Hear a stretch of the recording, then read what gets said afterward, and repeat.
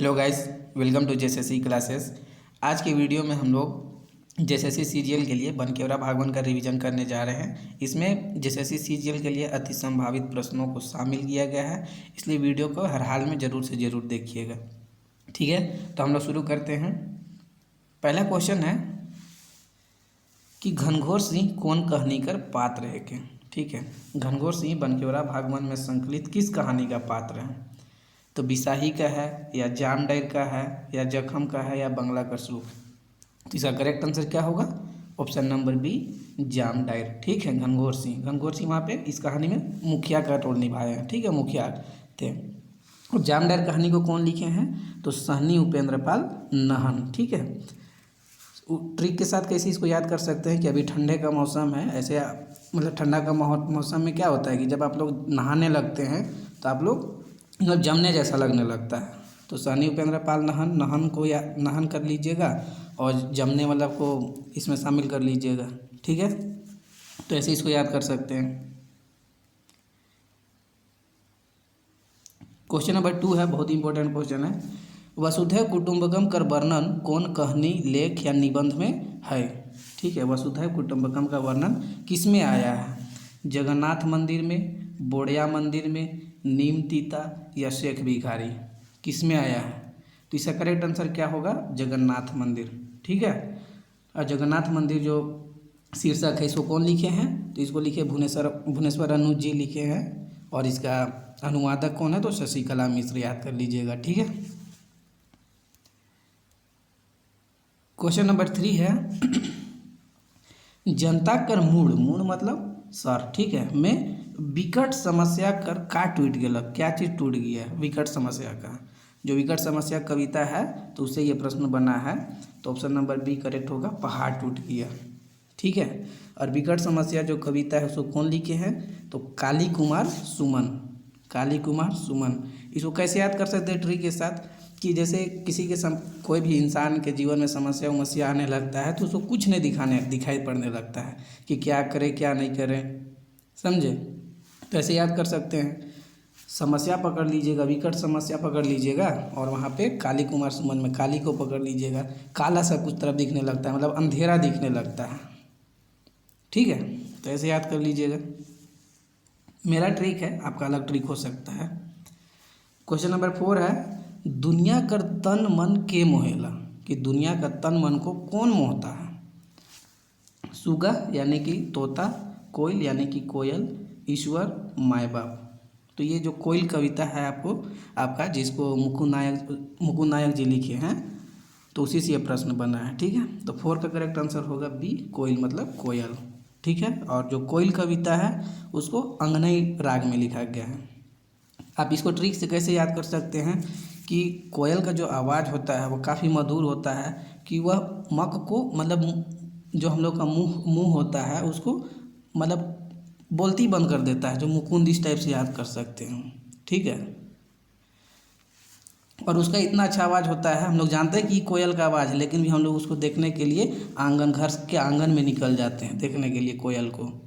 ठीक है, तो ऐसे याद कर सकते हैं मुकुंद नायक और अंगनई, कि उसका कोयल का आवाज़ को सुन के हम लोग आंगन में निकल जाते हैं देखने के लिए। ठीक है, तो ऐसे भी याद कर सकते हैं। क्वेश्चन नंबर 5 है नीत माने का होएला। नीत का मतलब क्या होता है? इस टाइप से आपसे प्रश्न पूछा जाएगा, शब्दार्थ। ठीक है, तो इसका नावा हो गया, बिहान हो गया, रोज हो गया, समय हो गया। तो नीत का मतलब क्या होता है? रोज। ठीक है, कि हम लोग का जो जीवन है वह नीत गुजर रहा है, हर दिन गुजरते जा रहा है ना। क्वेश्चन नंबर 6 है छोटकी बहुरिया लोक कथा में एक दिन बूढ़ा राम का कीन के लाने कहलक। जो छोटकी बहुरिया लोक कथा है उसमें एक दिन बूढ़ा राम मतलब जो ससुर था, ठीक है, छोटकी बहुरिया का कीन के लाने कहलक। कीन मतलब खरीदना। ठीक है, क्या चीज़ खरीद के लाने के लिए बोला वो? मछली, खस्सी, मुर्गी, कोनो नहीं। तो इसका करेक्ट आंसर क्या होगा? इसका करेक्ट आंसर होगा ऑप्शन नंबर बी, खस्सी। ठीक है, खस्सी लाने के लिए बोलता है। एक दिन बोलता है कि आज हम लोग काम नहीं करने जाएंगे, छुट्टी मारेंगे, इसलिए खस्सी खरीद के लाओ, है ना। क्वेश्चन नंबर 7 है काका काकी कर बीच झगड़ा हुए का कारण रहे? जो हरी हमरे कर हरी काका है शीर्षक, उसमें काका और काची काकी के बीच में झगड़ा होने का कारण क्या था?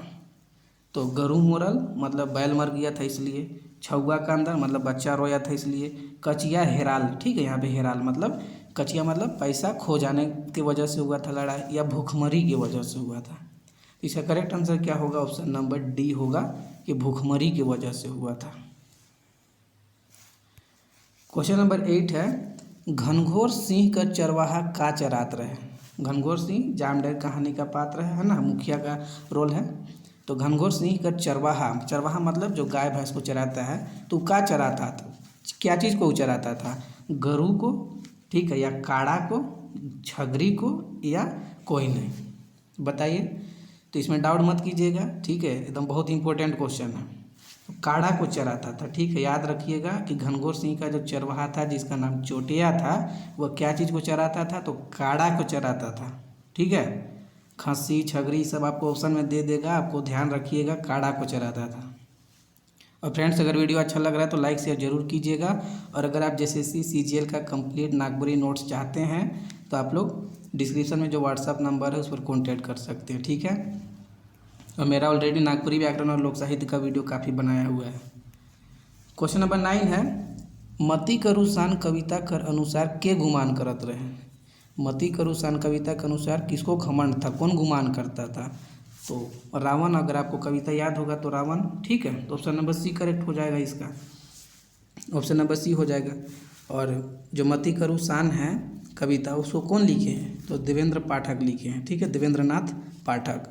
इसको ट्रिक से कैसे याद कर सकते हैं कि पाठक जी है, देवेंद्र नाथ पाठक जी है, वो हम लोग को क्या चीज़ का पाठ दे रहे हैं? पाठ मतलब शिक्षा दे रहे हैं, कि मति करू शान मतलब शान नहीं करने का पाठ दे रहे हैं, शिक्षा दे रहे हैं, ठीक है। तो ऐसे याद कर लीजिएगा। क्वेश्चन नंबर 10 है, वृंदावन में कन्हैया कौन गछ मतलब वृक्ष कर हेठे, ठीक है, ये हेठे है, हेठे मतलब नीचे है। इसका करेक्ट आंसर क्या होगा? ऑप्शन नंबर ए होगा कदम, ठीक है। और वृंदावन का कवि कौन है? तो घासीराम, ठीक है। क्वेश्चन नंबर 11 है, माटी कविता कर कवि के है क्या? माटी कविता का कवि कौन है? तो 11 करेक्ट आंसर क्या होगा? उमेश नंद तिवारी जी, ठीक है, माटी कविता कवि उमेश नंद तिवारी। क्वेश्चन नंबर 12 है कि बेनी बाबू काले अंसाए जा रहे हैं, ठीक है।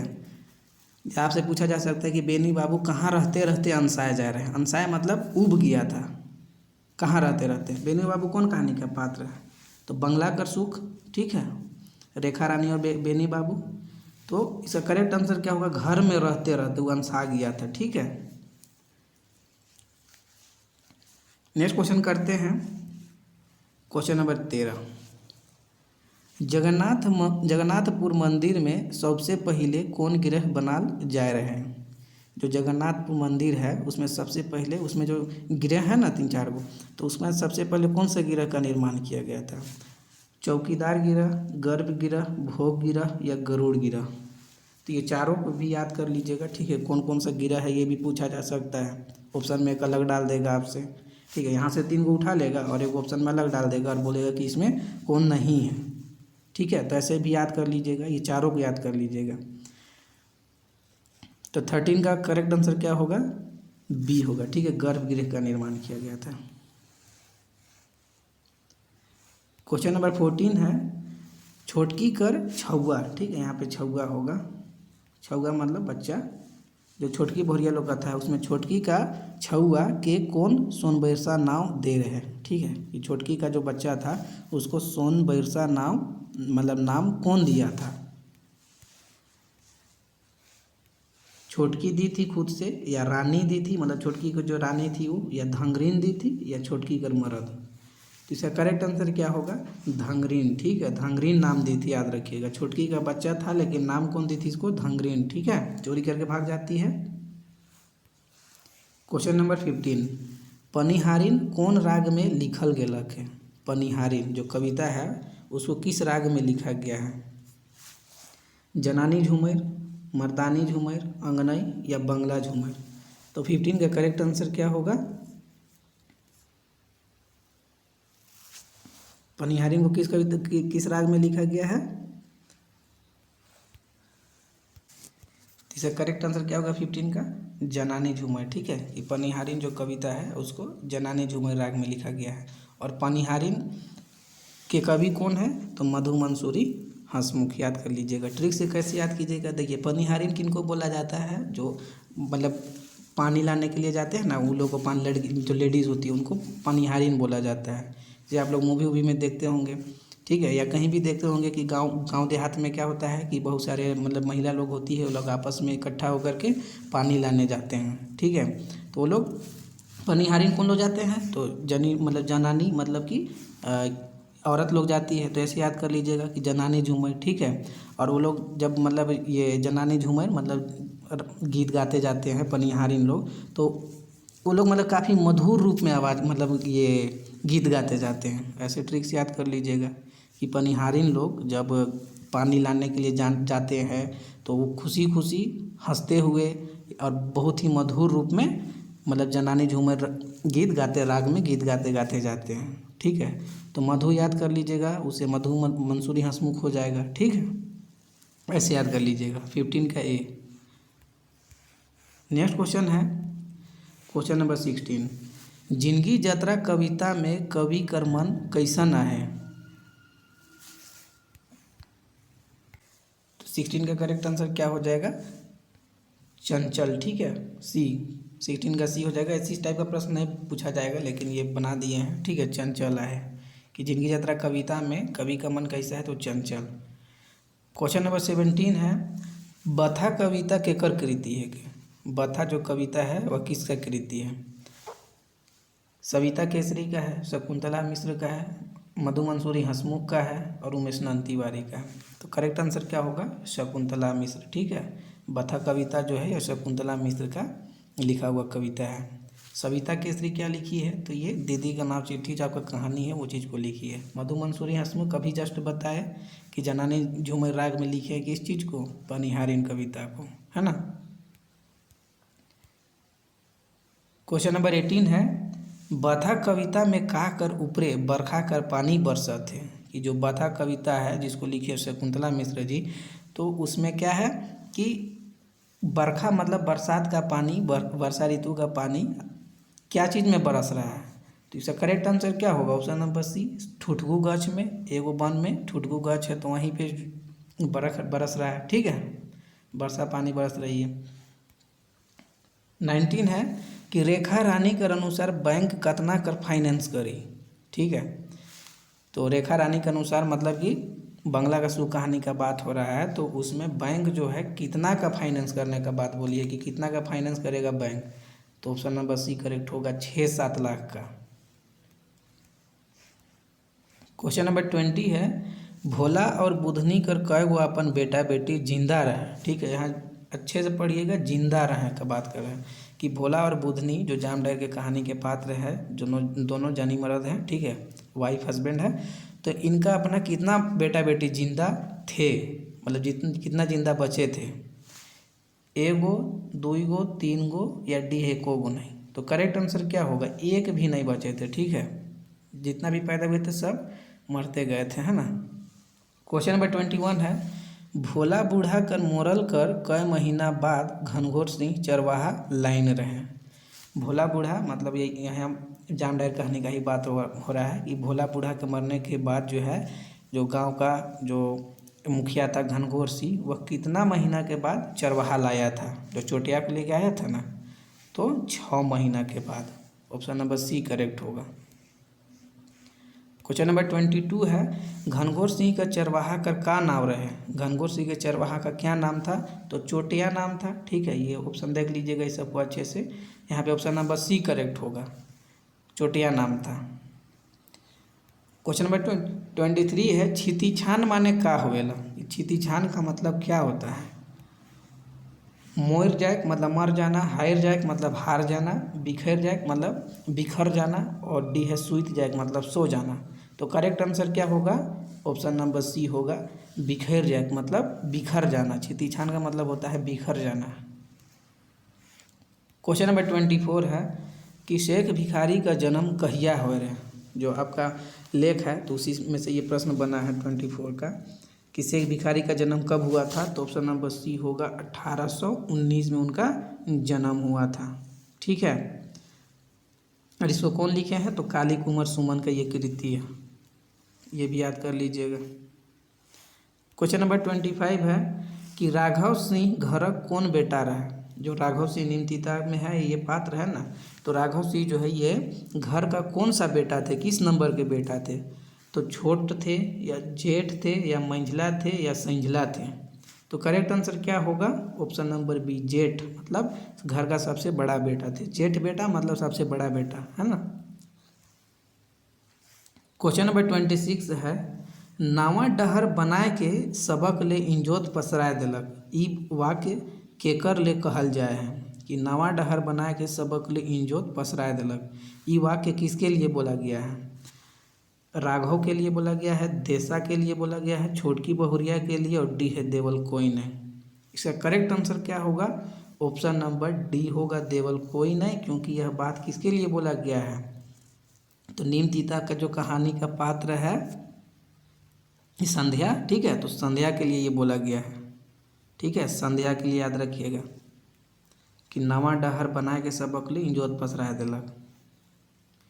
इसका मतलब क्या हुआ? नवा डहर मतलब नया रास्ता बना के सबके लिए मतलब उजाला कर दी। ठीक है, संध्या के लिए बोला गया है। क्वेश्चन नंबर 27 है संध्या कर बीए पास करल बेरा उकर भाई का पास कर रहे? संध्या जब बीए पास की थी तो उस समय उसका जो छोटा भाई था वह क्या चीज़ पास किया था? तो ऑप्शन नंबर सी, ठीक है, 10वीं पास किया था। और उसकी बहन जो संध्या की जो छोटी बहन थी वो कौन सा कहाँ पहुँची थी बीए पास जब की थी संध्या उस टाइम? तो वो बीए में जस्ट एडमिशन ली थी। ठीक है, बीए पहुँची थी। क्वेश्चन नंबर 28 है जवानी जागेला कविता में कै ठो पद है? कि जवानी जागेला कविता में कै ठो पद है? तो 6 गो पद है। ठीक है। क्वेश्चन नंबर 29 है जवानी जागले कौन नदी में तूफान उठ जाएला? जो जवानी जागेला कविता है तो उसमें जो भी वर्णन है उसी से ये प्रश्न बना है कि जवानी जागने से कौन नदी में तूफान उठ जाता है? तो ऑप्शन नंबर सी बोला में सिंधु नदी में उठता है। ठीक है, 29 का सी होगा करेक्ट। क्वेश्चन नंबर 30 है कि दीदी कर नाव चिट्ठी कर लेखक या लेखिका आपन दीदी से का मांग रहे हैं? मतलब सविता केसरी जो है अपनी दीदी से क्या चीज़ मांगी थी? कचिया मतलब पैसा, सोना कर अंगूठी, चिट्ठी कर जवाब, या डी है देवल कोई ने। करेक्ट आंसर क्या होगा? ऑप्शन नंबर सी होगा, चिट्ठी का जवाब मांगी थी। ठीक है, तो हम लोग 30 प्रश्न देखे, बहुत ही अच्छा प्रश्न इसमें शामिल किया गया था। अगर आप लोगों को वीडियो अच्छा लगा है तो लाइक शेयर जरूर से ज़रूर कीजिएगा, और अगर आप कंप्लीट PDF नोट्स चाहते हैं तो डिस्क्रिप्शन में व्हाट्सअप नंबर उस पर कॉन्टैक्ट कर सकते हैं। नेक्स्ट वीडियो में मिलते हैं, तब तक पढ़ते रहिए। Thank you.